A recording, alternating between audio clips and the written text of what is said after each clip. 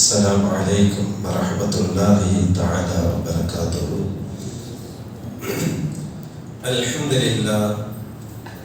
الحمد لله رب العالمين، والصلاة والسلام على سيدنا محمد وآله وصحبه أجمعين. புகழெல்லாம் அல்லாஹ் ஒருவனுக்கு உரித்தாகட்டுமாக. அவனது அன்பும் அருளும் அகிலத்தின் வல்லல் கண்மணி முஹம்மது ரசூலுல்லாஹி ஸல்லல்லாஹு அலைஹி வஸல்லம் அவர்களின் மீதும், அவர்களுடைய வாழ்க்கை நெறிகளை பின்பற்றி வாழ்ந்து காட்டிய சஹாபாக்களின் மீதும், பின்னால் வந்த தாபியீன்கள் தபா தாபியீன்கள் மீதும், நாம் நம்மளுடைய குடும்பத்தார்கள் அனைவர்கள் மீதும் நிறைவாக நிகழட்டுமாக. புனிதமான இடத்தில் அல்லாஹ்வுடைய வேதத்தின் விளக்க உரையை தெரிந்து கொள்வதற்காக கூடியிருக்கிற நம்மை நாளை மறுமையில் இதைவிட பன்னாயிரக்கணக்கான மிகச் சிறப்பான சோனத்திலே, அதனுடைய அவையிலே சுந்தர நபி ஸல்லல்லாஹு அலைஹி வஸல்லம் அவர்களுக்கு அருகிலே அல்லாஹ் நம்மை கூட செய்வானாக. அல்லாஹு தஆலா நாளை தினம் வெளியேற இருக்கக்கூடிய ரிசல்ட்டிலே நல்ல தலைவரை முன்னிலைப்படுத்துகின்ற ஒரு நல்ல முடிவை அல்லாஹ் வெளிப்படுத்த செய்வார்.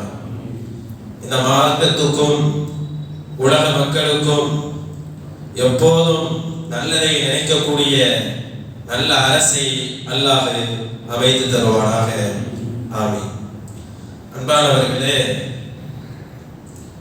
வாரந்தோறும் பார்த்து வரக்கூடிய குர்ஆனுடைய விளக்க உரை சூரத்துல் பக்ராவுடைய 134, 135, 136 ஆகிய 3 வசனங்களின் விளக்கங்களையும் அதை ஒற்றிய செய்திகளையும் நாம் பார்க்க இருக்கிறோம். அல்லாஹ் தஆலா இதில் கேட்க இருக்கக்கூடிய செய்திகளை நம்மளுடைய வாழ்நாளுக்கு தேவையானதாகவும் மறுமைக்கு நன்மையானதாகவும் அல்லாஹ் மாற்றி தருவானாக. அன்பானவர்களே, அல்லாஹ் இந்த வசனத்தில் என்ன சொல்லுகிறான்? சூரத்துல் பக்ராவுடைய 134வது வசனம், அதாவது ஒரு ஜுஸுல கடைசி பேஜில் நீங்க பார்த்தீங்கன்னு சொன்னா அதற்கு முந்தைய பேஜினுடைய லாஸ்ட்ல இருந்து தொடங்கும். 15 லைனா இருந்தா தில்க உம்மத்துன், அல்லாஹ் சொல்லுகிறான், அந்த உம்மத் கத் ஹலத், அவர்கள் சென்று விட்டார்கள், அவர்கள் மௌத்தாகி மரணித்து அவர்கள் வழியில் அவர்கள் சென்று விட்டார்கள். லஹா மா கஸபத், அவர்கள் எதை சம்பாதித்தார்களோ அது அவர்களுக்கு போய் சேர போகிறது. அவர்கள் சம்பாதித்தது அவர்களுக்கு உரியது. வலக்கும் மா கஸபத்தும், நீங்கள் சம்பாதிப்பது உங்களுக்குரியது. வலா துஸ்அலூன அம்மா கானூ யஅமலூன், அவர்கள் செய்ததை பற்றி நீங்கள் கேட்கப்பட மாட்டீர்கள் என்று அல்லாஹ் அந்த வசனத்தை குறிக்கிறார். இந்த வசனத்தில் அல்லாஹ் என்ன சொல்லுகிறான்? நமக்கு முன்னாடி வாழ்ந்தவர்கள், நம்மளுடைய வாப்பாவோ அல்லது வாப்பாவுடைய வாப்பாவோ வாப்பாவுடைய வாப்பாவுடைய வாப்பாவோ யாரோ நம்மளுடைய முன்னோர்கள், இவர்கள் சிறந்த அமலை செய்திருப்பார்கள். நம்மளை விட சூப்பரா தொழுது இருக்கலாம், சூப்பரா சதகா செஞ்சிருக்கலாம், சூப்பரா ஊர்ல நல்ல ஒரு பேர் எடுத்திருக்கலாம். தொழுகையாளி எல்லாம் கூட அவர்களுக்குன்னு ஒரு அந்தஸ்து ஊர்ல அவங்க ஏற்படுத்தியிருப்பாங்க. அந்த குடும்பத்துக்காரவளா, அந்த வகையிலாவா, அப்படி அப்படி ஒரு குடும்பத்துக்கு ஒரு பேரை ஏற்படுத்தியிருப்பாங்க. இதே அவர்கள் ஏற்படுத்தின ஒரு நல்ல ஒரு விஷயம். இதை கொண்டு நாம் பெருமை தேடுவதில் ஒன்றுமில்லை. அல்லாஹ் சொல்லும் போது அந்த உம்மத்துகள், அந்த சமுதாயங்கள் சென்று போய்விட்டது. அவர்கள் தேடியவர்கள், அவர்கள் அமல் செய்தார்கள், அவர்கள் மூத்தானார்கள், அவர்கள் போய்விட்டார்கள், அவர்கள் சென்று விட்டார்கள். அவர்கள் சென்று விட்டார்கள். 2 தலைமுறைக்கு முன்னாடி உள்ளவங்க இருக்கிறார்களா? இல்ல. லஹா மா கஸபத், அவர்கள் சம்பாதித்தது அவங்களுக்கு போய் சேரும். அதை வச்சுட்டு நம்ம சொல்றது போயிட முடியுமா? எங்க தாத்தா நல்லா தர்மம் செய்யறது, அல்லாஹ் என்னையும் சொர்க்கத்தை விட்டுன்னு சொல்ல முடியுமா? எங்க தாத்தாவுக்கு எங்க ஊர்ல எவ்வளவு செல்வாக்கு இருக்குது, என்னை கொஞ்சம் அப்படியே நரகத்துல இருந்து காப்பாத்திடுவேன் அப்படின்னு சொல்ல முடியுமா? முடியாது. இந்த ஊர்ல இந்த உலகத்துல என்ன நம்ம சொல்லிக்கலாம், என் குடும்பம் என் பாரம்பரியம் எப்படிப்பட்டது தெரியுமா, எங்க முன்னோர்கள் இங்க எத்தனை தலைமுறையா நாங்க இந்த ஊர்ல இருக்கிறது தெரியுமா, நீ என்கிட்ட வந்து பேச வந்துட்டா அப்படின்லாம் பேசிக்கலாம். ஆனா அங்கே செல்லாது, அல்லாஹ்ட்ட செல்லாது. அல்லாஹ் என்ன சொல்றான், அவர்கள் சென்று விட்டார்கள், அந்த உம்மத்துகள் அந்த சமூகம் சென்று விட்டது, அவர்களுக்கு அவர்கள் சம்பாதித்தது கிடைக்கும், உங்களுக்கு நீங்கள் சம்பாதித்தவைகள் உங்களுக்கு.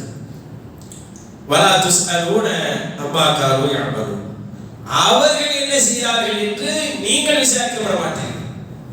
உங்க வாப்பாவுடைய வாப்பையா அப்படி அமல் செய்யறது உங்களை கூப்பிட்டு வச்சு எல்லாம் கேட்க மாட்டான். இப்ப இங்க இந்த ஆயத்தை ஏன் வந்துச்சுங்கிறதையும் பார்க்கணும், இதை நம்ம என்ன புரிஞ்சுக்கிறதுங்கிறதையும் ஃபர்ஸ்ட் பார்க்கணும். அடுத்து இதுக்குரிய விளக்கங்களை நான் சொல்றேன். இந்த ஆயத்தை ஏன் இறக்குதுன்னா, யூதர்களுக்கு ஒரு பெருமை. ரசூலுல்லாஹ்வுடைய காலத்தில் இருந்த யூதர்கள், எங்க முன்னோர்கள் யார் தெரியுமா, எந்த பாரம்பரியத்தில் உள்ளவர்கள் தெரியுமா, பைத்துல் மக்தஸை கட்டினது யார் தெரியுமா, இன்னைக்கு பலஸ்தீனை உருவாக்கி இருக்கிற இது யார் தெரியுமா, பல நபிமார்களை அல்லாஹ் எந்த சமுதாயத்தில் கொண்டு வந்தான் தெரியுமா, பல அரசர்கள் எந்த சமுதாயத்தில் வந்தார்கள் தெரியுமான்னெல்லாம் சஹாபாக்கள்ல பெருமடிச்சுட்டு இருந்தாங்க. யாரு? யூதர்கள். உங்களுக்கு ஒரு நபி தானே வந்திருக்கிறாங்க அரபு கூட்டத்தில், எங்களுக்கு எவ்வளவு நபி வந்திருக்கிறாங்க, எத்தனை எத்தனை வேதங்கள், எத்தனை நல்லவர்கள் எல்லாம் நாங்கள் பார்த்து விட்டோம் என்னெல்லாம் சொல்லிக் கொண்டு பெருமை எடுத்து கொண்டிருந்தார்.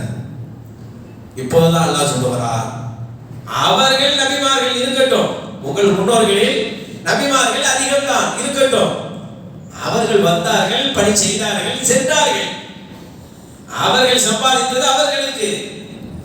அதை சொல்லி நீ பெருமைப்படுறதுனால உனக்கு என்ன வரப்போகுது, உனக்கு என்ன அமல் கிடைக்க போகுது? நீ சம்பாதிக்கிறது தான் உனக்கு. நீ பெருமை அடிப்பதனால் உனக்கு அல்லாஹ் சட்டத்தில் தூக்கி போட்டுருவானா? நீ அதை வைத்து அல்லாஹ்வின் நேசர்கள் என்று சொல்லி விடலாமா? அல்லாஹ்வின் பிள்ளைகள் என்று சொல்லுகிறாய், அதை வைத்துக் கொண்டு எதை வைத்து நீ அல்லாஹ்வின் நேசர்கள் என்று சொல்லுகிறாய்? உன்னுடைய அமலால், உன்னுடைய இறைச்சத்தால், உன்னுடைய நல்ல நல்ல எண்ணங்களால் தான் அல்லாஹ்வின் நேசராக மாற முடியுமே தவிர, ஏன் பாட்டனார் என் முப்பாட்டனார் என்னுடைய பாரம்பரியத்தில் எல்லாம் அப்படி நல்லவர்கள் வந்திருக்கிறார்கள், அதனால் நான் ரொம்ப உயர்ந்திருக்கிறேன் என்று சொல்ல முடியாது. இது யூதர்களுக்கு சொல்லப்பட்ட ஒரு செய்தி. யாருக்கு சொல்லப்பட்டதுங்க? யூதர்களுக்கு சொல்லப்பட்ட ஒரு செய்தி. யூதர்களுக்கு ஒரு புத்தி இருக்கு, வெத்து பெருமையால் சோனத்துக்கு போயிடலாம், எந்த அமலும் செய்ய தேவையில்லை அப்படின்னு நினைச்சுட்டு இருந்தாங்க. அல்லாஹ் தஆலா அதை உடைக்கிறான், பெருமையால் மட்டும் சட்டத்துக்கு போக முடியாது, சொர்க்கத்துக்கு போக முடியாது. நீ அமல் செஞ்சுதான், நீ தலை முடிஞ்சா, நீ சஜிதா செஞ்சாகணும், நீ சதகா செஞ்சாகணும், வெத்து பெருமையால் போக முடியாது என்று அல்லாஹ் யூதர்களுக்கு பாடங்களை தருகிறார். இது ஒரு செய்தி. இந்த இடத்தில் நாம் இன்னும் சில இந்த ஆயத்தை கவனமாக பார்க்க வேண்டும். இந்த ஆயத்துல நம்ம சிக்கலா இருக்கக்கூடாது. அப்ப நம்ம செய்யறது மட்டும்தான் நம்மளுக்கா? நம்ம மனைவியை பத்தி நம்மள்ட்ட எல்லாம் கேட்க மாட்டானா? நம்ம பிள்ளைகளை பத்தி எல்லாம் நம்மள்ட்ட கேட்க மாட்டானா? நம்மளுடைய வாப்பா அம்மா பத்தி நம்மள்ட்ட எல்லாம் கேள்வி கேட்க மாட்டானா? அப்படி விவரிக்கக்கூடாது. இங்க சிக்கலாக நம்ம ரொம்ப கவனமா யோசிக்கணும். நமக்குன்னு சில கடமைகளை எல்லாம் தந்திருக்கிறான். என்ன சொல்றான் அல்லாஹ் குர்ஆன்ல?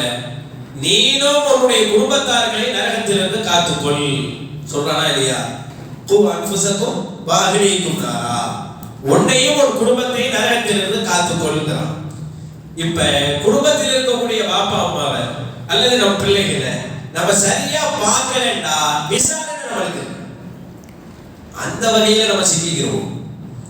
அடுத்தவங்களுக்கு நம்ம சுமந்து சில பேர் இப்படி சொல்லிக்கிறது, அவர் செஞ்சது அவருக்கு, நம்ம செஞ்சது நமக்குண்டா, அவரை பத்தி நம்மளுக்கு வரப்போறது இல்லை, அதனால நீங்க ஓதுறதுனால அவருக்கு என்ன கிடைக்க போகுது, நீங்க இருக்கிறதுனால அவருக்கு என்ன கிடைக்க போகுது, அப்படி நமக்கு சில கடமை இருக்கு.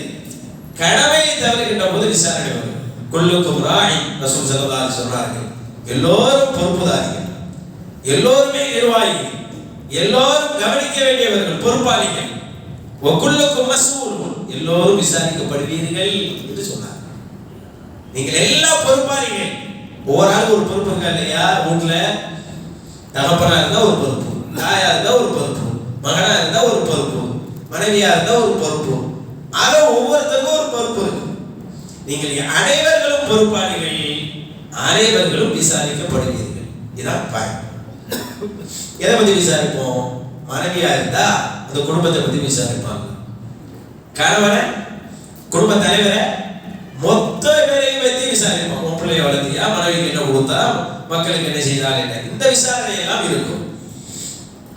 ஏன் இதை சொல்கிறேன் என்றால், நாம் சம்பாதித்தது மட்டும்தான் நமக்கு வரும், நம்மளை பற்றி மட்டும்தான் விசாரணை நம்மளுக்கு வரும், அப்படி விளங்கிட கூடாது. நம்ம மோதாயிட்டா அல்லாஹ் பத்தி நல்ல சுகத்தை தரணும்.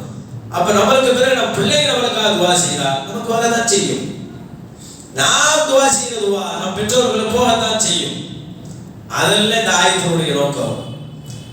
ஒருவர் வெத்து பெருமையை வைத்துக் கொண்டு மட்டும் ஜன்னத்துக்கு போக முடியுமா?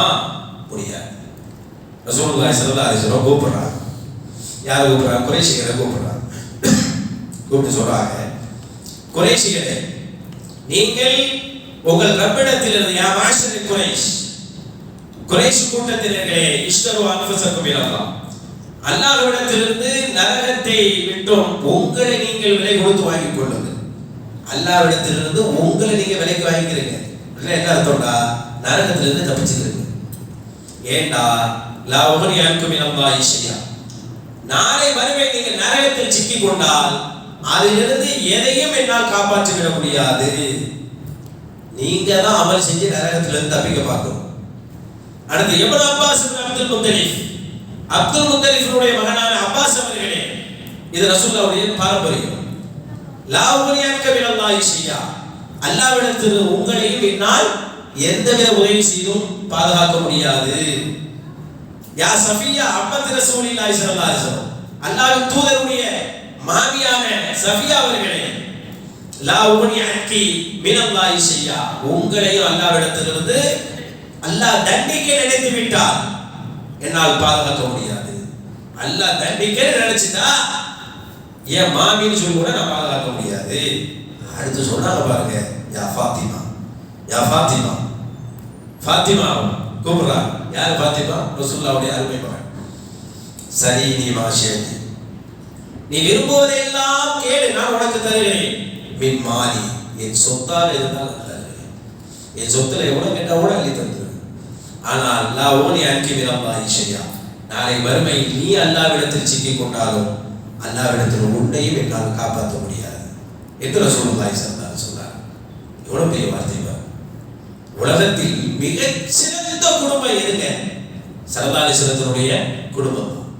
அகலே பைத்து பாருங்க, அகலே பைத்து, அதுக்கு பேர் அல்லாஹ் அவர்களை பரிசுத்தப்படுத்தி விட்டார். பல பல சிறப்புகள் அவர்களுக்கு இருக்கிறது. அவர்களுக்கு உயர்வை அல்லாஹ்வே சொல்லிவிட்டார் குர்ஆனிலே. எவ்வளவு சிறப்புகள் பேசப்பட்டிருக்க பயான் எல்லாம் நீங்க கேட்டிருப்பீங்க. அப்படிப்பட்ட குடும்பத்தில் ஒரு சில பேரை ரசூலுல்லாஹ் கூப்பிட்டு ஏன் இப்படி சொன்னார் என்றால், வெறும் குலப்பெருமையை மட்டும் வைத்துக் கொண்டு ஜன்னத்துக்கு போகணும்னு யாரும் நினைச்சக்கூடாது அப்படின்னு இந்த உம்மத்துக்கு புரிய வைக்கிறார். பல அன்சாப பைனஹும் யௌமைதின் வலா யதசாலூன், நாளை மறுமையிலே அவர்களுக்கு இடையில் எந்த வம்சமும் சொல்லிக் கொள்ள முடியாது. நான் இந்த வம்சம், நான் இந்த வகையா, நான் இந்த குடும்பம் சொல்லிக்க முடியாது. வலா யதசாலூன், ஒருத்தர் விசாரிச்சுக்க முடியாது. அப்படிப்பட்ட ஒரு நாள் அது. இந்த உலகத்துலதான் நான் யார் தெரியுமா, நீ யார் தெரியுமா அப்படிலாம் பேசிக்கலாம். நாளை மறுமையில் செல்லாது. அப்ப என்னதான் செல்லும்? என்னதான் செல்லும்? அப்ப வம்சமே செல்லாதா? அப்படியா புரிஞ்சுக்கிறது? அப்போ வம்சம்னு ஒண்ணு இருக்கா இல்லையா? வம்சத்துல ரசூலுல்லாஹ்வுடைய வம்சம் தான் உயர்ந்த வம்சம். அப்ப அதுக்கு அர்த்தம் இல்லாமல போயிடும். அல்லாஹ் காப்பாற்ற வேண்டும். அது உயர்ந்ததுதான், மிக மிக உயர்ந்ததுதான். அது குர்ஆனிலே சொல்லப்பட்டு விட்டது. அவன் எப்படி புரிந்து கொள்ள வேண்டும்? அவளோடு சேர்க்கின்ற போது அது பெரும் சிறப்புக்குரியதாக மாறிவிடுது. அதுதான் யூதர்கள் செய்தது என்ன? அவளை எல்லாம் விட்டு வெறும் வம்சத்தை மட்டும் நம்பினார்கள். ஆனா ரசூலுல்லாஹ் சொல்லி கொடுக்குறாங்க, என்னுடைய வம்சத்தை விட சிறந்த வம்சம் உண்டோ? ஆனால் அந்த வம்சத்துக்கு கற்றுக் கொடுக்குறாங்க, நீங்கள் அமல் செய்து கொள்ளுங்கள். அமல் செய்து விட்டு அமலோடு வந்து நீங்கள் அகல வைத்துகளே உங்களுக்கு சிறப்பை பாருங்க. என்ற அகல வைத்தையே இப்படி சொல்லும் போது நம்மளாம் என்ன சொல்றோம் யோசிச்சு பாருங்க. அப்ப நாம் அமல் செய்ய வேண்டும் என்பதுதான், நாம் செய்த அமல் நமக்குரியதாக நாளை மறுமையில் விசாரணைக்கு வரும், அதுதான் நிறுக்கப்படும், அதுதான் மீசானில் வைக்கப்படும், அதற்கு தான் நாம் பதில் சொல்ல வேண்டும் என்பதையெல்லாம் இந்த வசனம் சொல்லுவோம். யூதர்கள்ட்ட எவ்வளவு பெருமை இருந்துச்சு பாருங்க, எவ்வளவு பெருமை இருந்துச்சுன்னு சொல்லிட்டு சில வரலாறுகளை நான் சொல்றேன். எவ்வளவு பெருமை இருந்துச்சு அடுத்த வசனம் சொல்லுவார். வகால் யூதர்கள் சொல்லுவார், இது முதல் ஜிஸுடைய லாஸ்ட் பேஜ் சொல்றாங்க, கூனு ஹூதன் அவ நஸாரா, நீங்கள் ஒன்று யூதர்களாக மாறிவிடுங்க, சஹாபாக்களை பார்த்து, அவ நஸாரா அல்லது கிறிஸ்தவர்களாக மாறிவிடுங்க. தஹ்தது, அப்படி மாறினால் உங்களுக்கு நேர்வழி கிடைக்கும். இங்க பாருங்க, நேர்வழி கிடைக்கிறதுக்கு யூதரா மாறணுமா அல்லது நஸ்ரானியா மாறணுமா, அப்பதான் உங்களுக்கு ஹிதாயத் கிடைக்கும் அப்படின்னு சொன்னாங்க. எல்லாம் சொல்றான், உண்மையிலே சொல்லுங்க, யூதரா மாறினா கிடைக்குமா நஸ்ரானியா மாறினா கிடைக்குமா? யூதர்கள் யாரு, நஸ்ரானிகள் யாரு? யூதர்கள் நஸ்ரானியை ஏற்றுக்கொள்ள மாட்டார்கள், நஸ்ரானிகள் யூதர்களை ஏற்றுக்கொள்ள மாட்டார்கள். ஆனால் இவர்கள் ரெண்டு பேரும் சேர்ந்து சொல்றது என்ன, எங்க மதத்துக்கு வாங்க, அப்பதான் நீ ஹிதாயத்து பெறுவீங்க.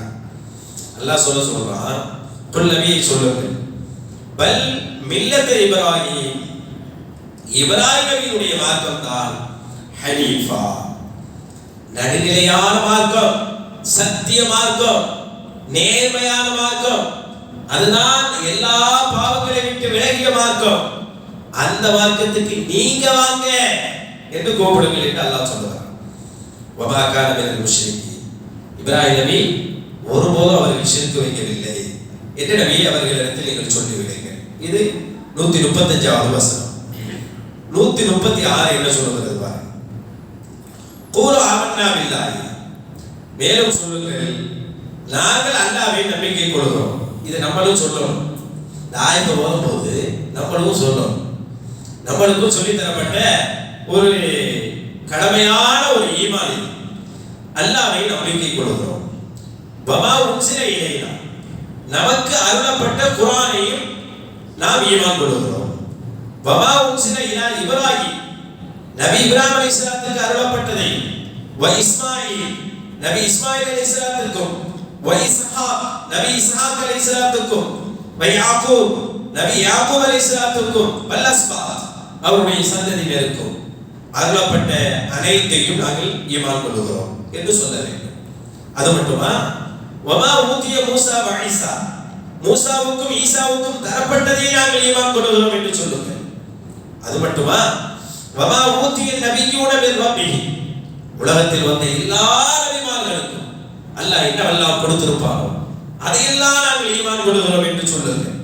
லா நுஃபர்ரிகு பைன அஹதின் மின்ஹும், அவர்களில் யாருக்கு இடையிலும் நாங்கள் வித்தியாசப்படுத்த மாட்டோம், யாருக்கு இடையிலும் ஒரு வேற்றுமைப்படுத்த மாட்டோம், வித்தியாசப்படுத்த மாட்டோம். வ நஹ்னு லஹு முஸ்லிமூன், நாங்கள் அவனுக்கே கட்டுப்பட்டவர்களாக அடிபணிந்தவர்களாக இருப்போம் என்று நபி அவர்களிடத்தில் சொல்லிவிடுங்கள் என்று அல்லாஹ் தஆலா சொல்லுகின்ற இந்த வசனம் 136வது வசனமாக இடம்பெறுகிறது. இந்த 3 வசனத்தில் என்ன விஷயங்கள் நமக்கு அல்லாஹ் சொல்லி தருகிறார் என்பதை பார்ப்போம். முதல்ல இந்த ஆயத்துக்குரிய காரணத்தை புரிஞ்சுக்கிட்டோம். இது யூதர்களுக்கு வந்த ஆயத்து. யூதர்களுக்கு வந்த ஆயத்துனா யூதர்களை குறித்து வந்த ஆயத்து. வெறும் பெருமை அடிப்பது சரியில்லை என்று சொல்லி தருகிறது. இரண்டாவது, அவனோடு நம்மளுடைய வம்சமும் உயர்ந்திருந்தால் நாளை வறுமையிலே உயர்ந்த தரஜாவை பெற முடியும் என்பதையும் இந்த ஆயத்து சொல்லுகிறது. அதையும் நாம் புரிந்து கொள்ள வேண்டும். அடுத்ததாக இந்த ஆயத்தின் வழியாக நம்மளுக்கு ஒரு செய்தி எல்லாம் சொல்றான், இந்த உலகத்துல கொஞ்ச நேரம் வாழ்ந்தாலும் ஏதாவது ஒரு நல்ல மன சம்பாதிச்சுக்கணும். கசப தில்க உம்மத்தும் கத ஹலத் லஹா மா கசபத். கசபத் என்றா எதையாவது கொஞ்சம் கஷ்டமா தான் இருக்கும். உழைக்கிறதுக்கு எப்படி கஷ்டமா இருக்கு, காசை வந்தவங்க சிறப்பா இருக்கா இல்லையா, ரொம்ப இன்பமா இருக்கா இல்லையா, அது மாதிரி நம்மளுக்கு நாளை மறுமையில ஜன்னத்தில் அல்லாஹ் ஒரு கூலி கொடுப்பான், அப்ப ரொம்ப சுகமா இருக்கும். அதனால கொஞ்சம் கஷ்டப்படும் அப்படிங்கிறாங்க. அதான் கசபத். நம்ம என்னெல்லாம் செய்யறோமோ கையால, காலால, எண்ணத்தால, கண்ணால, உடல் உறுப்பால, இதுக்கெல்லாம் கசபத். இது நம்மளோட தான் வரும். சஹாபாக்கள்ல அபூ மூஸா அல்-அஷ்அரி என்று சொல்லக்கூடிய ஒரு சஹாபி ரலியல்லாஹு அன்ஹு, சூப்பரான சஹாபி. வேதங்கள் பாத்தீங்களா? இப்ப வேதங்கள் எடுத்தா மொத்தம் 100 சுஹுஃபுகள் இருக்குது. சுஹுஃபுகள் மொத்தம் 100 சுஹுஃப். 7 சுஹுஃப் என்றால் 7. ஒரு தாள் வச்சுக்கலாம். ஒரு சுஹுஃபுட ஒரு தாள், ஒரு பேஜ். அதுல சில சட்டங்கள் அல்லாஹ் தருவான், ஒரு நபிக்கு கொடுப்பான். இப்படி 100 ஏடுகள் அல்லாஹ் தஆலா இறக்கி வச்சான். அதை நம்ம கேள்விப்பட்டிருப்போம். இந்த 100 ஏடுகள்ல 50 ஏடு ஆதம் அலைஹிஸ்ஸலாத்துடைய மகன் நமக்கு தெரியும், ஷீத் அலைஹிஸ்ஸலாம். ஷீத் அலைஹிஸ்ஸலாத்துக்கு தான் அல்லாஹ் தஆலா கொடுத்தான் 50 வரக்கா என்று சொல்லுவார். அடுத்து இத்ரீஸ் அலைஹிஸ்ஸலாத்து வஸலாம், இத்ரீஸ் அலைஹிஸ்ஸலாம் இவர்களுக்கு அல்லாஹ் தஆலா 30 வரக்காவை கொடுத்தான். 30 ஏடு, 30 பேர். அதில் சட்டங்கள் இருக்கும். நபி இப்ராஹிம் அலைஹிஸ்ஸலாம் அவர்களுக்கு ஒரு 10 சுஹுஃப் வந்துச்சு, 7. வேற ஒரு பேப்பர் மாதிரி ஒரு 10 தேவை. நபி மூசா அலைஹிஸ்ஸலாம், மூசா அலைஹிஸ்ஸலாம் எகிப்துல இருக்கும்போது ஒரு 10 ஏடு வந்துச்சு. அப்புறம் தீவுக்கு வந்துட்டாங்க, பலஸ்தீனுக்கு. இந்த கடல்லாம் கடந்து அப்புறம் வந்தாங்கல்ல, இந்த கூட்டத்தெல்லாம் காப்பாற்றி கூட்டி வந்தாங்களா இல்லையா? அதுக்கப்புறம் தௌராத்து கிடைச்சிச்சு. தௌராத்து மூசா நபிக்கு தான் கிடைச்சிச்சு. தௌராத்து அப்புறம் கிடைச்சிச்சு. தௌராத்துக்கு முன்னாடி 10 ஏடு கிடைச்சிச்சு. யாருக்கு? மூசா அலைஹிஸ்ஸலாம். ஆக 100 ஏடுகள் கிடைச்சிச்சு. இந்த 100ஐ நம்ம நம்புவோமா இல்லையா? நம்புவோம்.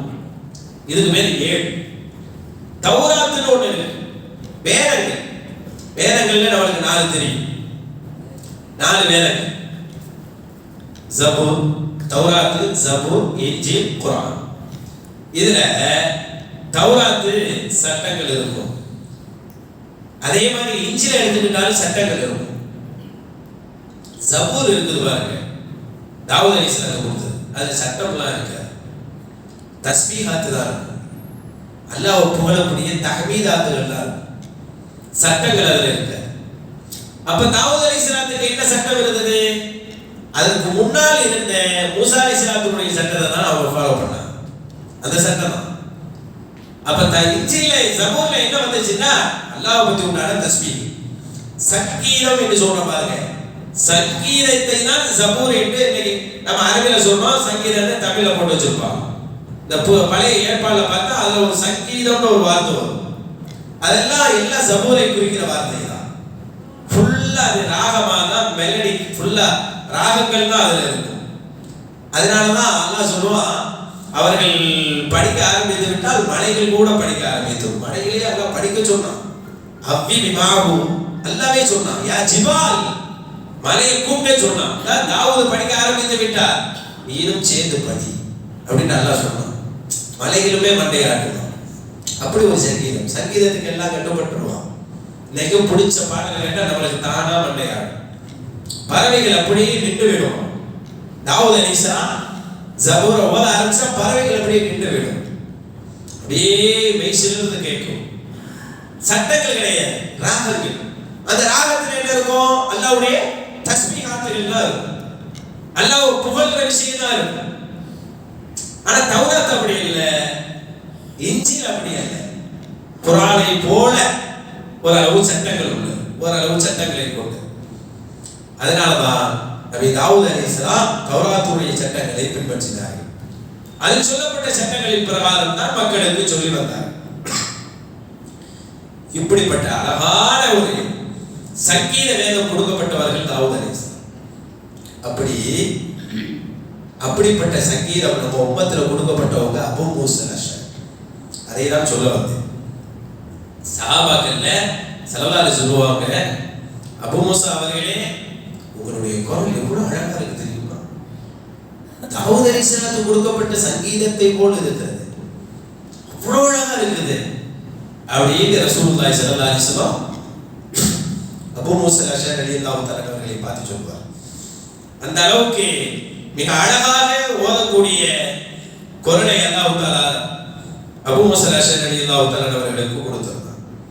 அவர்களுடைய மரண நேரம், மூத்துடைய நேரத்தில் பிள்ளைகள் எல்லாம் சுற்றி உட்கார்ந்துருக்கிறாங்க. உட்கார்ந்துருக்கும் போது பாப்பா அபூ மூஸா அஷ்அரி எல்லாம் கண்ணை திறந்து மூடுவதுமா இருக்கிறான். இப்போ பாப்பா நிலைக்கு வந்தோன்னு சொன்னாங்க பிள்ளைங்களை பார்த்து, இந்த மாதிரிமா அந்த ரொட்டி சுட்டார், ரொட்டி சுட்டவருடைய கதையை மறந்துடாதேன்னு சொன்னார். ரொட்டிக்காரருடைய கதையை மறந்துடாதீங்க. ரொட்டி சுட்டவர் அல்ல, ரொட்டிக்காரர். சாஹிபுன் நபீஃப் அப்படின்னு வரலாற்று, அவருடைய கதையை மறந்துடாதீங்க சொல்லிட்டு கண்ணை போயிட்டாங்க. எந்த ரொட்டிக்காரருக்கு தெரியல பிள்ளைங்க, அது மௌத்துடைய நேரத்தில் இவ்வளோ ஒரு முக்கியமான ஒரு செய்தியை, அது என்ன ரொட்டிக்காரர் அப்படின்னு கொஞ்ச நேரம் கழிச்சு தெளிவாகி நேர நார்மலான பிள்ளைகளுக்கு சொல்றாங்க, நான் ஏதோ சொன்னேன்ல ரொட்டிக்காரர், அந்த நிகழ்வு உங்களுக்கு தெரியுமா அப்படிங்கிறார். யாரு? அபூ மூஸா அஷ்அரி ரலியல்லாஹு தஆலா. கதை சொல்லல, ஒரு சஹாபியினுடைய வரலாறு சொல்றார். இந்த சஹாபியினுடைய கடைசி வரலாறை நீங்கள் வாசித்து பார்த்தால் இந்த செய்தி எல்லாம் இருக்கும். அப்ப சொல்லுங்க பாப்பா, எங்களுக்கு ஒன்றும் புரியலையே, ரொட்டிக்காரன் என்னன்னு புரியலையே. இல்லம்மா, முன்னோர்கள்ல நமக்கு முன்னால் வாழ்ந்த பனி இஸ்ரவேலர்கள்ல ஒருவர் இருந்தார், ஒரு நல்ல மனிதர். 70 ஆண்டு காலம் அல்லாஹ்வை வணங்கிக் கொண்டே இருந்தார். 70 ஆண்டு காலம் அல்லாஹ்வை வணங்குவது மட்டுமே அவருடைய வேலையாக இருந்தது. எங்கேயும் போக மாட்டார், எதையும் பார்க்க மாட்டார், யாரிடத்திலும் பேசுறது கூட இல்லை. முழுக்க முழுக்க அல்லாஹ் மட்டும்தான், அல்லாஹ்வுடைய தஸ்பீஹாத் மட்டும்தான் அவருக்கு தெரியும். இப்படி வாழ்ந்தவர் எந்த ஒரு நாள் கீழே இறங்கியதில்லை. ஒரே ஒரு நாள் 70 ஆண்டுகளுக்கு பிறகு, 70 ஆண்டுகளுக்கு பிறகு ஒரே ஒரு நாள் அவர் கீழே வந்தார். வந்த சமயத்தில் தான் இப்படி ஒரு உலகம் இருக்கு என்றே அவர் அப்பொழுதுதான் நன்றாக பார்க்கிறார். பச்சை பசேல் புல்வெளி எல்லாம் மிக ரம்மியமாக அற்புதமாக காட்சி அளிக்கிறது. இப்படி ஒரு உலகம் இருக்கு என்று அவருக்கு தெரிகிறது. அந்த நேரம் ஒரு பெண் ஒருவர் வருகிறார். கதையில ஒரு சஹாபி சொல்லக்கூடிய வரலாறு. இன்னைக்கு நீங்க அவருடைய வரலாறை நீங்கள் டைப் பண்ணி போட்டீங்களா அந்த செய்தி வரும். அப்ப ஒரு பெண்மணி ஒருத்தி வந்தார். இதுவரையும் பெண்களோடு பேசியதில்லை, பழகியதில்லை. ஷைத்தான் அதற்குள் நுழைகிறார். 70 ஆண்டுகள் அமல் செய்தவருக்கு ஷைத்தான் என்ன வேலை செய்ய போறான்? அந்த பெண்ணின் மீது ஒரு ஈர்ப்பை ஏற்படுத்துகிறார். அந்த பெண்ணை பார்த்தவுடன் அவர் அசந்து போகிறார். பெண்ணும் அவரை விரும்புகிறார். 2 பேரும் தவறாக நடந்து கொள்கிறார்கள். 7 ஆண்டு காலம், 7 ஆண்டு காலம் அவர்கள் அப்படி நடந்து கொள்கிறார்கள். 7 ஆண்டு காலம் இல்லை, 7 நாட்கள், 7 நாட்கள் அப்படி நடந்து கொள்கிறார்கள் என்று வருது. இப்ப இவர்களுடைய நாள் இப்படி போயிட்டு இருக்கிறது. போகும்போது இவருக்கு பயம் வந்துருச்சு. ஆஹா, இப்படி அழகான அமலல்லவா செய்து கொண்டிருந்தோம், செய்து கொண்டிருந்த நாம் இப்படி ஒரு தப்பான காரியத்தை இறங்கிவிட்டோமே என்று செய்து அடுத்து தொடர்ந்து அழுகிறார். அவ்வளோ அழுகிறார். அழுது விட்டு இனி இது போன்ற தவறை செய்யக்கூடாது, 70 ஆண்டு காலம் அழகான வழக்கங்களை வழங்கி இப்படி நாம் ஒரு நிலைக்கு ஆளாகிவிட்டோமே, இப்படி ஒரு நிலையை செய்தான் உருவாக்கி விட்டானே என்று பயந்து அழுது இனி இந்த உலகத்திலே நாம் இந்த பகுதியிலே இருக்கக்கூடாது என்று சொல்லி காட்டின் பக்கம் செல்கிறார். காட்டுக்கு சென்றால் அங்கு ஒரு என்ன சொல்லலாம், ஒரு மடம் ஒன்று இருக்கிறது. அந்த மடத்திலே, காட்டு ஓரத்தில் இருக்க மடத்திலே சாப்பாட்டுக்கு வழி இல்லாத அனாதைகள் கிடக்கிறார்கள். அனாதை ஒரு 12 பேர் அங்கே இருக்கிறார். சில அனாதை, அந்த அனாதைகளோடு சேர்ந்து இவரும் படுத்துக் கொள்கிறார், தங்கிக் கொள்கிறார், அவருடைய இருக்கிறார். அவர்களுக்கு இரவாயிட்டா ஒருவர் அந்த நைட்டு, ஒவ்வொரு நைட்லேயும் ஒருத்தர் வருவார். வந்து அங்கே தங்கக்கூடியவருக்கு ஒரு ரொட்டி ஒன்று கொடுப்பார். ஒரு ரொட்டி, ஒரு ஆளுக்கு கையில் ஒரு ரொட்டி கொடுப்பார். அவங்க வாங்கிக்குவாங்க. நைட்டு தான் வருவார், வந்து கையில் ஒரு ரொட்டி கொடுப்பார், வாங்கிக்குவாங்க, சாப்பிட்டுக்குவாங்க. டெய்லி தான் நடக்குது. இப்படி இவரும் போய் இங்கே தங்கிட்டார். தங்கி அல்லாட்ட அழுது துவா செஞ்சுக்கிட்டு இருக்கிறார். நைட் நேரத்தில் வளமையா ரொட்டி கொடுக்க வந்தவர் 12 ரொட்டி எடுத்து வந்திருக்கிறான்னு வச்சுக்கிறாரு. 12 பேருடைய கையிலையும் ரொட்டியை வச்சுட்டார். அவர் நினைத்து கொண்டார் இந்த துவா செய்து கொண்டுதான் இவரும் அந்த 12 ஒருவர் என்று நினைத்து இவர் கையிலையும் ஒரு ரொட்டியை வச்சுட்டார். வச்சுட்டு அவர் திரும்பி போற நேரத்தில் வளமையாக வாங்கி கொடுத்த ஒருவருக்கு ரொட்டி கிடைக்கவில்லை. இவருக்கு ரொட்டி வச்சதுனால அவருக்கு ரொட்டி கிடைக்கவில்லை. உடனே திரும்பி போறதை பார்த்து ரொட்டி வாங்காதவர் சத்தம் போட்டாராம், இத்தனை நாட்களாக ரொட்டி தந்து கொண்டிருந்த நீங்கள் இதை என்னை விட்டு விட்டு போகிறீர்கள், என்ன காரணம் என்று கேட்டார்.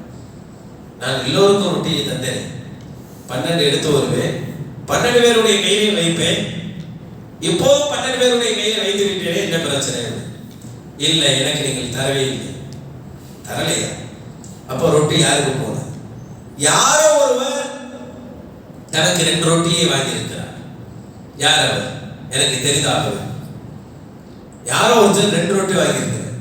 யாரும் 2 வாங்கல, ஒருத்தர் புதுசா வந்து வாங்கி இருக்கிறார். யாரோ ஒருத்தர் 2 ரொட்டி வாங்கி இருக்கிறாரே, யாருன்னு சொல்லுங்க, இல்ல வாங்கியவர் கொடுத்திருங்க. ஆனால் இவர் யார்? இந்த நல்ல மனிதர் 70 ஆண்டு காலம் மறந்தினாரே, அவர் கடுமையான பசி, கடுமையான பசி. இந்த ரொட்டியை சாப்பிடாவிட்டால் மயங்கி சரிந்து விடுவார், அந்த அளவுக்கு பசியிலே இருக்கிறார். ஆனால் இப்படி சொன்னவுடன், ஆஹா, இது நமக்குரிய ரொட்டி இல்லை, இது நமக்குரிய ரொட்டி கிடையாது, யாரோ ஒருவருடைய ரொட்டியை தான் நாம் அவர் என்று நினைத்து அவர் நம்மிடத்தில் தந்து விட்டார் என்று நினைத்து அவரை யார் வாங்கவில்லையோ அவருடைய கையிலே கொண்டு போய் அவர் வைத்து விடுகிறார், முடிந்து விடுகிறது. ஆனால் அந்த நிகழ்வை எப்படி கொண்டு போகிறார்கள் என்றால், இதெல்லாம் சொல்வது அபூ மூஸா அல்-அஷ்அரி ரலியல்லாஹு தஆலா. அவர் அந்த நைட்டு சாப்பிடாமல் ரொட்டி இல்லாமல் தூங்குகிறார். கொஞ்ச நேரத்தில் அவர் பசியோடையே மரணித்து விடுகிறார், பசியோடையே மரணித்து விடுகிறார். இது வரலாறு, இது செய்தி. இந்த செய்தியை சொல்லிவிட்டு அபூ மூஸா அல்-அஷ்அரி ரலியல்லாஹு தஆலா சொல்றாங்க, 70 ஆண்டுகள் அவர் செய்த பாவத்தை, அவருடைய 70 ஆண்டுகள் செய்த அவருடைய நன்மையை 7 நாட்கள் செய்த பாவம் அழித்து விட்டது. 7 நாட்கள் செய்த பாவத்தை இந்த ஒரு ரொட்டி துண்டு அது கடத்தி விட்டது என்று சொல்லுகிறார். அப்படின்னா என்னன்னா, இவர் 70 வருஷம் செஞ்சார் அல்லவா, அமல் செஞ்சாரா இல்லையா? இவர் நல்லடியாராக இருந்த போது எப்போ ஜினாவின் பக்கம் திரும்பினாரோ அவருடைய மொத்த அமல் அழிஞ்சு போச்சு, ஒண்ணு இல்லாம போச்சு. ஒண்ணு இல்லாமல் ஆகிவிட்டவே என்று கதறி கதறி அழுது, அவருக்கு ரொட்டி இல்லை, சாப்பிட வழி இல்லை, அடுத்தவருக்கு அந்த ரொட்டியை தூக்கி கொடுத்தோனே அல்ல அந்த ரொட்டியின் காரணத்தினால் அவருக்கு ஜன்னத்தை நசீபாக்கினான். அவர் மரணித்த போது அவரை அல்லாஹ் ஜன்னத்தில் நுழைத்தான். இந்த ஒரு ரொட்டி அவரை காப்பாற்றியது. அதனால் எந்த ஒரு ரொட்டியும் உங்களை ஜன்னத்துக்கு அழைத்து செல்லும். நீங்கள் எந்த ஒரு அமலையும் வேஸ்ட் பண்ணிடாதீங்க. எந்த ஒரு நிமிஷத்திலையும் நீங்கள் செய்யக்கூடிய ஒவ்வொரு அமலும் கவனிக்கப்படுகிறது. 70 ஆண்டுகள் வரைக்கும் பயனளிச்சுச்சா? 70 வருஷம் வணங்கினார் இல்லைங்க, 70 வருஷம் வணக்கம் ஜன்னத்துக்கு கூட்டி போடுச்சா? இல்லை, இல்லை. 70 வருஷம் வணங்குறது ஜன்னத்துக்கு கூட்டி போகல. 70 வருஷம் வணங்குறது ஒரு பாவத்தால் அழிஞ்சிருச்சு. ஆனால் ஒரு ரொட்டி அவரை ஜன்னத்துக்குள் கூட்டி போகுது. அப்ப நம்ம என்ன நினைக்கிறோம்? 70 வருஷம் வணங்கிட்டோம், 60 வருஷம் வணங்கிட்டோம், போதும் போதும், நிறைய வணங்கிட்டோம், ரமலான் மாசம் வணங்கிட்டோம், அவ்வளவு வணங்கிட்டோம் நினைக்கிறமே, அது தவறு. நாம் செய்யக்கூடிய சில பாவத்தால் அழிந்து விட்டால் என்ன செய்வது? அல்லாஹ் காப்பாற்றுவாங்க. அதனால் நாம் செய்யக்கூடிய ஒரு சின்ன அமலும் கூட ஜன்னத்துக்கு பெரும் உதவியாக இருக்கும் என்பதை அபூ மூஸா அல்-அஷ்அரி ரலியல்லாஹு தஆலா அவர்கள் நமக்கு இந்த வரலாறை நினைவுபடுத்துகிறார். இதை ஏன் சொல்கிறேன் என்றால், அல்லாஹ் சொல்கிறான் பாருங்க, லஹா மா கஸபத், அந்த உம்மத் என்ன சம்பாதித்ததோ அது அவர்களுக்கு கிடைக்கும், அது அவர்களுக்கு கிடைக்கும். வலக்கும் மா கஸபத்தும், நீங்கள் என்ன சம்பாதிக்கிறீர்களோ அதுதான் உங்களுக்கு கிடைக்கும். யோசித்து பாருங்க, நம்ம என்ன சம்பாதிக்கிறோமோ அதுதான் நம்மளுக்கு கிடைக்கும். எதை அறுவடை செய்கிறோம், எதை விதைப்போமோ அதுதான் அறுவடையாக நமக்கு வரும். இங்க ஒன்றை நம்ம சம்பாதிக்கிறோம் சொன்னா அது அங்கேதான், அதுதான் கூலியா வரும். உலகத்திலே அப்படிதானுங்க. உலகத்திலேயே நம்ம எந்த அளவுக்கு வேலை செய்யறோமோ அந்த அளவு தான் கூலி. எதை போடுறோமோ அதுதான் கிடைக்குது. நம்ம நினைக்கிறதெல்லாம் வாங்கிறது இல்ல, எதை போடுறோமோ அதுதான் விளைச்சு வருது. வரலாற்றுல கசாவி என்று சொல்லக்கூடிய கசாயி என்று சொல்லக்கூடிய ஒரு இமாம் கிசாயி என்று சொல்வார்கள், கசாயி என்றும் சொல்வார்கள். இவர்களுடைய குழந்தை பருவத்தை பற்றி சொல்லும் போது 8 வயசுக்கு முன்னாடியே அனாதை ஆயிருக்காங்க. கூட தன்னை வளர்க்கறதுக்கு ஆள் இல்லை, சாப்பாடு போட ஆள் இல்லை, ரொம்ப பசியா இருந்தாங்க. ஆடுகள் மேய்ப்பாங்க. சின்ன வயசுல யாராவது வேலை சொன்னா செய்வாங்க. ஒரு கட்டத்துல ரொம்ப பசியானோட ஒரு வீட்டு கதவை தட்டுறாங்க.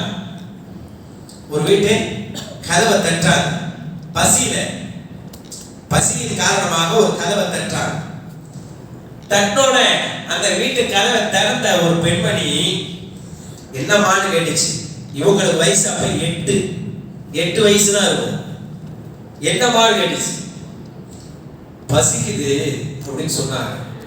அப்படி உடனே அந்த அம்மா உள்ள போய் ஒரு ரொட்டி எடுத்து வந்து கொடுத்துட்டு சாப்பிடுமா அப்படின்னு. அவ்வளோ பசியா இருந்ததுனால அந்த ரொட்டியை பிச்சு சாப்பிட்டுட்டாங்க. சாப்பிட்டு சொன்னாங்க, கோச்சுக்கிறாங்க, கொடுக்க காசு இல்லை அப்படின்னா. என்கிட்ட கொடுக்க காசு இல்லை அப்படின்னு சொன்னாங்க. எனக்கு யாரும் இல்லை, கொடுக்க காசு இல்லை அப்படின்னு. அப்ப அந்த ரொட்டி கொடுத்த தாயார் சொன்னாங்களா, அல் மஹப்பத் லா துஸ்மன், அன்புக்கு ஏது விலை? நான் அன்பால கொடுத்தேன், அன்புக்கு ஏதுமா விலை? அன்புல தானே கொடுத்தேன், சாப்பிட்டுக்கமா விட்டுருமா அப்படின்னு. அவங்க சொன்னாங்களா, இல்ல நான் பெருசா போய் சம்பாதிச்சா உங்களுக்கு தந்துடுறேன் அப்படின்னா. பெருசாகி சம்பாதிச்சா கொண்டு வந்து நான் தந்துடுறேன் அப்படின்னா. ஏன்னா அன்பா தந்த பிள்ளை, அதுக்கு ஏன் விலை போடுறா அப்படின்னு சொன்னாங்க அந்த தாய். போச்சு காலம், கொஞ்ச காலம் போச்சு. பிந்திய காலத்தில் பெரிய அறிஞராக மாறினார்கள். இவர்களுடைய வரலாறு ஆச்சரியமா இருக்கும். 40 ஆண்டு காலம் இவர்கள் ஆடுகள் தான் மேய்த்துக் கொண்டிருந்தார்கள். இவர்களுடைய வாழ்க்கை இப்படி திரும்பும் என்று அவர்களே நினைக்கவில்லை. ஒரு தாயார் தன் பிள்ளைய ஸ்கூலுக்கு கூட்டிகிட்டு போகும்போது, மதரசாவுக்கு கூட்டிகிட்டு போகும்போது அந்த பிள்ளை அடம் பிடிச்சிச்சா வரமாட்டேன். நீ மதரசாவுக்கு ஒழுங்கா வரலன்னா இந்த மாதிரி ஆடு மேய்க்கிற மாதிரி கிசாயி இவர் மாதிரி தான் நீரும் பிற்காலத்தில் ஆயிடுவான் அப்படின்னு அந்த தாய் சொன்னதுக்கு அப்புறம் தான் ஒரு கெட்ட உதாரணத்துக்கு நம்ம உதாரணம் காட்டப்படுகிறோம். இப்படி ஒரு நிலைக்கு ஆளாயிட்டமே சொல்லிதான் அப்புறம் ஓத ஆரம்பிக்கிறார். பெரிய அறிஞராக ஒவ்வொரு எழுத்துக்கும் ஒரு கிதாப் எழுதுற அளவுக்கு அறிவை கொடுத்தாங்க. ஹுரூஃப்களுக்கு கிதாப் எழுதியிருக்கிறார். பல ஃபிக்ஹ், நஹ்வு எல்லாத்துக்கும் கிதாப் எழுதி வச்சிருக்கிறார். அவ்வளோ பெரிய மகானாக இமாம் கிசாயி அவர்கள் பின்னாடி வந்தார். ஒரு நேரத்தில் மருத்துவராகவும் ஆனார். மருத்துவம் படிச்சிட்டார். இந்த அம்மாவுக்கு முடியாம போயிடுச்சு. எந்த அம்மாவுக்கு? இந்த முடியாத அம்மா. நிறைய பேர்கிட்ட போய் ட்ரீட்மெண்ட் பார்த்துருக்கு, சரியாகல.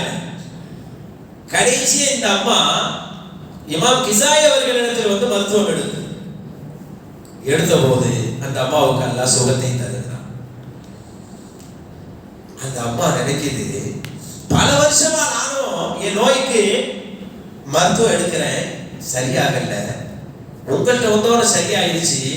இதுக்கு நீங்க எவ்வளவு கேட்பீங்கன்னு எனக்கு தெரியாது. அப்படி நீங்க ஏதாவது பெரிய பணம் கேட்டுட்டீங்கன்னா என்னால கொடுக்க முடியாது, அவ்வளவு வசதி எனக்கு இல்லையேன்னு அந்த அம்மா சொன்னப்ப இமாம் கிசாயி ரஹ்மத்துல்லாஹ் சொன்னாங்களா, அல் மஹப்பத் லா துஸ்மன், அன்புக்கு ஏதுமா விலை அப்படின்னு சொன்னாங்க. 8 வயசுல இந்த அம்மா சோறு போட்டு ரொட்டி கொடுத்ததை இந்த அம்மா மறந்துருச்சு. இந்த அம்மாவே மறந்துட்டாங்க. ஆனா பிந்திய காலத்துல இவங்க ஓதி படிச்சு ஆளாகி மருத்துவம்லாம் முடிஞ்சு அல்லாஹ் இங்க கொண்டு வந்து நிறுத்துறான் பாருங்க.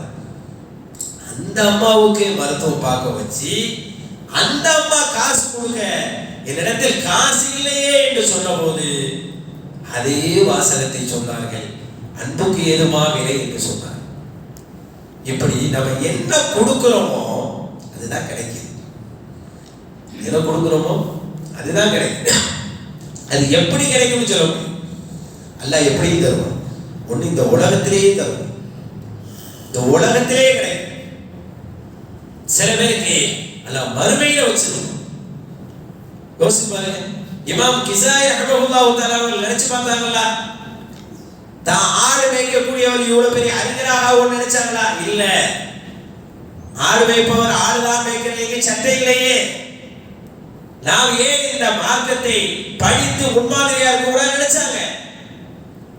அவர்கள் அப்புறம் அந்த பக்கம் அவங்க உழைக்க ஆரம்பிச்சாங்க.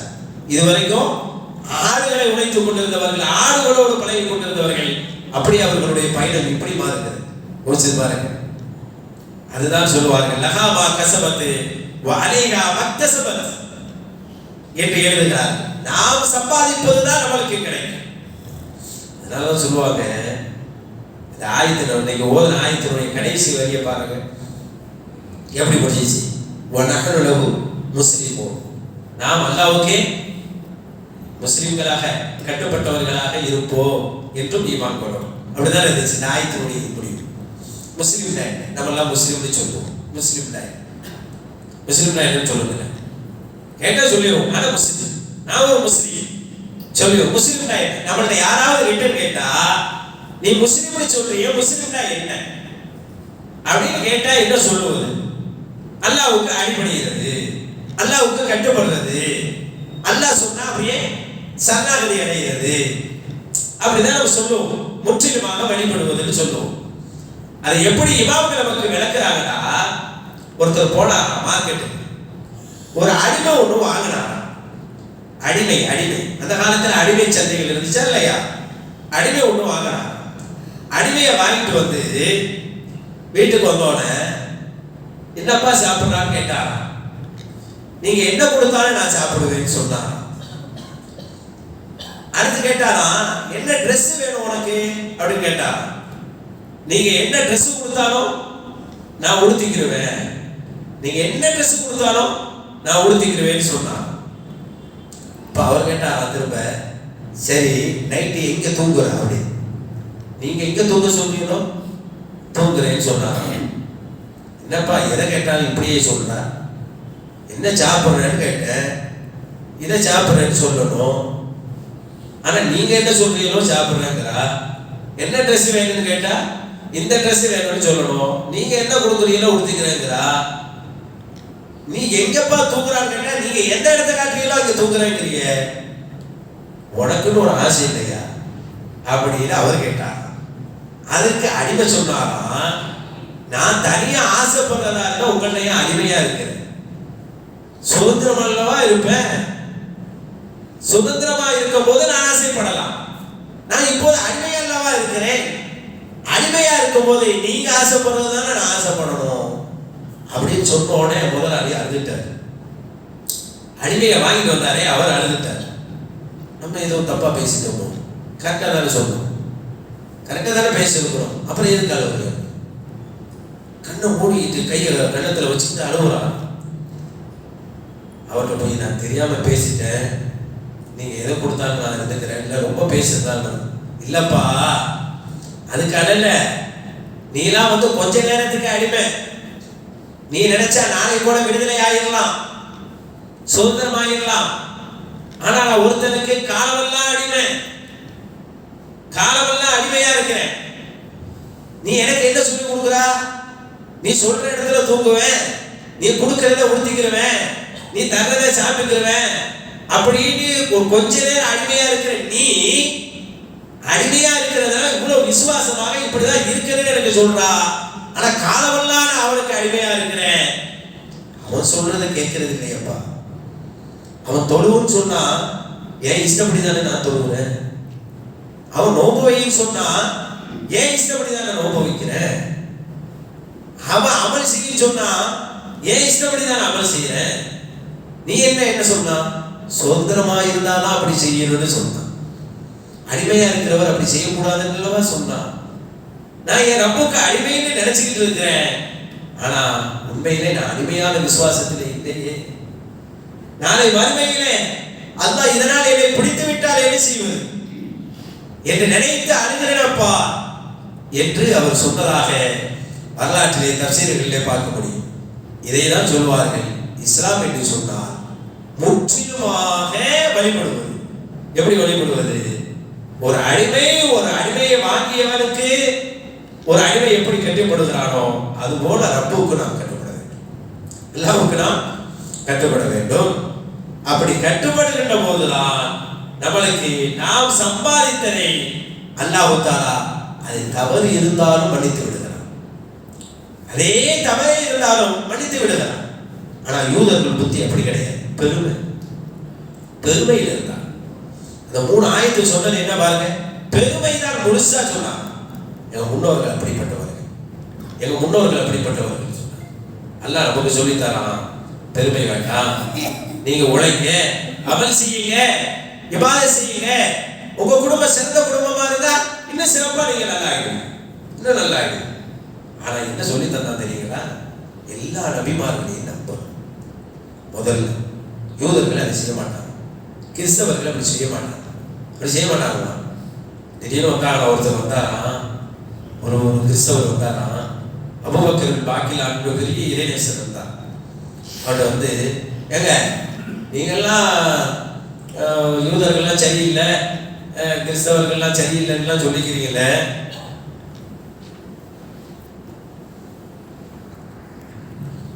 அபூபக்கர் பாக்கில் அனுபவம் அவர்கள் பெரிய இறைநேசர். பல கிறிஸ்தவர்கள் அவர்களிடத்தில் வந்து எனக்கு முடங்க சில கேள்விகளை கேட்பாங்க. பொதுவாக யூதர்கள்ட்டையும் கிறிஸ்தவர்கள்ட்டையும் தாங்க தான் உயர்ந்தவங்கிற நினைப்பு இருக்கு. அதனால தான் இன்னைக்கு 2வது வசனத்துல பார்க்கலாம், இஸ்லாமியர்களை பார்த்து சஹாபாக்களை பார்த்து அவங்க சொன்ன வார்த்தை, நீங்க எங்க இதுக்கு வந்துருக்கு, கூனும் ஹூதன் அவ் நஸாரா, யூதரா மாறி இருக்கேங்கிறாங்க, நசரானியா மாறி இருக்கேங்கிறாங்க. இது சரியான வாக்கு மூலமா? யூதர் முஸ்லிமா மாறுறதுதான் சரி. அது எப்படி சரி? ஒரு நசரானி முஸ்லிமாக மாறுவதுதான் சரி. அது எப்படி சரி? அதை பார்க்கறதுக்கு முன்னாடி அவங்க சொன்ன வாக்கு என்ன? சஹாபாக்களை பார்த்து யூதர்களும் நசரானிகளும் சொன்னது, நீங்க யூதரா மாறி இருக்க, நசரானியா மாறி இருக்க, அப்போது தகுத்தது உங்களுக்கு நேர்வழி கிடைக்குங்கிறார். இது எப்படி சரியா இருக்கும்? ஏன்னா கடைசி நபி முஹம்மது ஸல்லல்லாஹு அலைஹி வஸல்லம் தான். சரி, அதுக்காக மட்டும் இல்ல, வாங்க இந்த வரலாறு சொல்றேன். அபூபக்கர் பாக்கிலானி ரஹ்மத்துல்லாஹ் ஒரு கிறிஸ்தவர் வந்தார். ஏங்க சொர்க்கத்துக்கு யாருங்க போறது? நாங்க தாங்க போவோம், அல்லது யூதர்கள் போவாங்க, முஸ்லிம்கள்லாம் போவாங்கல்ல, அப்படிலாம் இல்லைங்க. அப்படி நீங்க போவாங்கிறதுக்கு என்ன ஆகும்? நாங்க தான் போவோம் அப்படின்னு சொன்னாங்க. அவங்க சொன்னாங்கன்னா, நீங்க போனாலும் நாங்களும் வருவோம், நஸ்ரானிகள் போனாலும் நாங்க வருவோம், ஆனா நாங்க போனா நீங்க வர முடியாதுன்னு சொன்னாங்க. எப்படின்னா, நீங்க யூதர்கள் மூசா நபியை நம்பி இருக்கிறாங்க, அப்படிதானே? மூசா நபியை நம்பினதுனால அல்லாஹ் ஜன்னத்துக்கு அவர்கள் அனுப்புனா, நாங்களும் மூசா நபியை நம்பி இருக்கிறோம், அவங்களோட சேர்ந்து நாங்களும் ஜன்னத்துக்கு கொடுத்துருவோம். கிறிஸ்தவர்கள் ஈசா நபியை நம்பி இருக்கிறாங்க. சப்போஸ் ஒரு உதாரணம், அந்த அடிப்படையில் அவர்கள் ஜன்னத்துக்கு போனா, நாங்களும் ஈசா நபியை நம்பியவர்கள் தான், நாங்களும் என்ன செய்வோம்? சோழத்துக்கு வந்து விடுவோம். ஆனால் நீங்க 2 பேரும் எங்க நபியை நம்பல, நம்ம நபிய, அவங்க 2 பேருமே நம்ம நபியை நம்பல. அப்ப நம்ம ஜன்னத்துக்கு போகும்போது அவங்க 2 பேரும் வர முடியாது, அவங்க 2 பேருமே வரவே முடியாது. ஆனா அவர்கள் சப்போஸ் போனா நம்ம போக முடியும். ஏன் போக முடியும்? அவர்களுக்கு அனுப்பப்பட்ட அந்த நபியை நம்ம நம்புகிறோம், உலகத்தில் வந்த எல்லா நபிமார்களையும் நம்புகிறோம். அதனால்தான் நான் போவது உறுதியாகுது என்ன முதல் செய்தியா அவங்க சொல்றாங்க. அடுத்த ஒரு கேள்வி கேட்டாரு, அது எப்படிங்க யூதர்களை குறை சொல்றீங்க, கிறிஸ்தவர்கள் எல்லாம் குறை சொல்றீங்க, ஆனா யூதர்கள்ல கல்யாணம் பண்ணிக்கிறீங்க, கிறிஸ்தவர்களை கல்யாணம் பண்ணிக்கிறீங்க, யூத நசராணிகளை மட்டும் திருமணம் மட்டும் செஞ்சுக்கிறீங்க, குறை மட்டும் சொல்றீங்களே அப்படின்னு ஒரு கேள்வி இன்னொருத்தர் இதையே வந்து நான் கேட்டேன். அதுக்கு அவங்க சொன்னாங்க, யூதர் ஃபர்ஸ்ட் இப்ப பண்ண முடியாது, இப்ப இல்ல சட்டம், இப்ப யூதர் பெண்ண பண்ண முடியாது. அப்ப உள்ள கிறிஸ்தவர்கள் அப்ப உள்ள சட்டத்தை சொல்றேன், இப்ப குழப்பிடக்கூடாது. எப்படின்னு கேட்டப்ப சொன்னாங்க, யூதர்களை நாங்கள் பண்ணிக்கிறோம், எங்களுக்கு இன்னும் தடை வரல, பண்ணியிருக்கிறோம் சொன்னா அது காரணம் இருக்கு. ஏன்னா மூசா நபியை நாங்கள் நம்புறோம், அதனால பண்ணிக்கிறோம். கிறிஸ்தவ பெண்மணியை நாங்கள் கல்யாணம் பண்ணோம்னு சொன்னா ஈசா நபியை நாங்கள் நம்புகிறோம், அதனால பண்ணுகிறோம். சரியா? ஆனால் நீங்கள் முஸ்லிம் பெண்ணை கல்யாணம் பண்ண முடியாது. ஏன் முடியாது? எங்க நபியை நீங்கள் ஏற்றுக்கொள்ளவில்லை. எங்க முகமது நபியை நீங்க ஏத்துக்கிட்டீங்களா, அழகா முஸ்லிம் பிள்ளையை நீங்களும் நாங்க இப்படி உங்க நசரான் பிள்ளையை கல்யாணம் பண்றோமோ அது மாதிரி எங்க முஸ்லிம் பிள்ளையை கல்யாணம் பண்ணலாம். ஆனா ஒரு கண்டிஷன், நீங்கள் முகமது நபியை ஏற்றுக்கொள்ள வேண்டும், முஸ்லிமாக வேண்டும். ஆகிவிட்டால் நீங்கள் முஸ்லிம் ஆகிவிடுவீர்கள் என்று ஒரு செய்தியை அபூபக்கர் பாக்கிலானி ரஹ்மத்துல்லாஹி சொன்னதாக வரலாற்றிலே பார்க்க முடியும். ஆக அவர்கள் நம்மை பார்த்து சொன்னது என்ன? யூத நசாராக்கள் மாறுங்கள். அல்லாஹ் சொன்னா அது தப்பானது. எதுதான் சரியான மார்க்கம்?